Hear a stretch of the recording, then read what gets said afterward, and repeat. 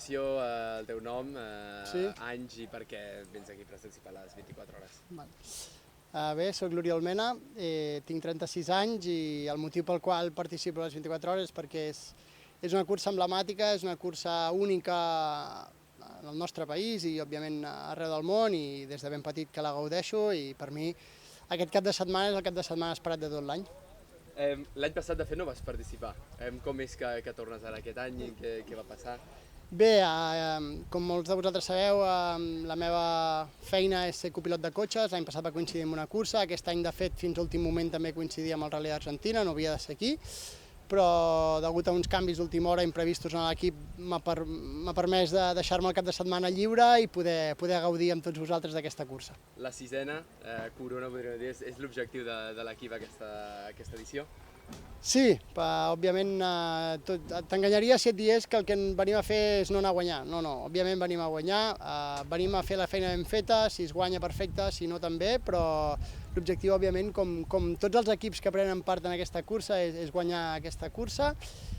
Aquest any, temes personals, potser no vinc amb la preparació que he vingut els altres anys, degut a això, al calendari del cotxe, i que no em permet prendre massa riscos damunt la moto, i no he pogut entrenar tot el que hagués volgut i hagués desitjat.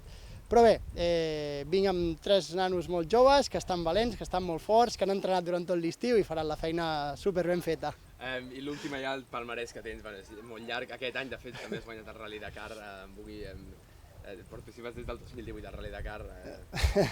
Com et vas sentir després d'aquest triomf que va ser tan important? Bueno, bé, la veritat és que l'any 2018, com bé has dit, vaig decidir fer un canvi, un gir radical a la meva vida. Vaig deixar davant de l'enduro després de moltíssims anys, em vaig dedicar al món dels ral·lis, em va sortir molt bé. La veritat, el primer any guanyar amb rookies en moto, vaig fer 3 Dakars en moto, l'últim any amb dificultats, però gràcies a tots els patrocinadors vaig poder tirar endavant i vaig poder ser present a la línia de sortida. I bé, al final em va sortir l'oportunitat de ser copilot, vaig ser pare. Quan em van posar la meva filla als braços em va canviar una mica la visió de tot plegat, sobretot del perill. I bé, vaig pujar al cotxe, vaig tornar a guanyar el trofeu de millor navegador, de rookie, de debutant, i l'any anterior, l'última edició del Dakar, vaig guanyar la categoria side by side. Aquest any estic treballant amb l'equip oficial Toyota, amb un pilot xinès, tot i que al Dakar torno amb el noi polac que vaig guanyar l'any passat, i amb moltes ganes, molta il·lusió, i treballant ja amb aquest objectiu. Doncs moltes gràcies i molta sort a la carrera. Gràcies a vosaltres. Gràcies.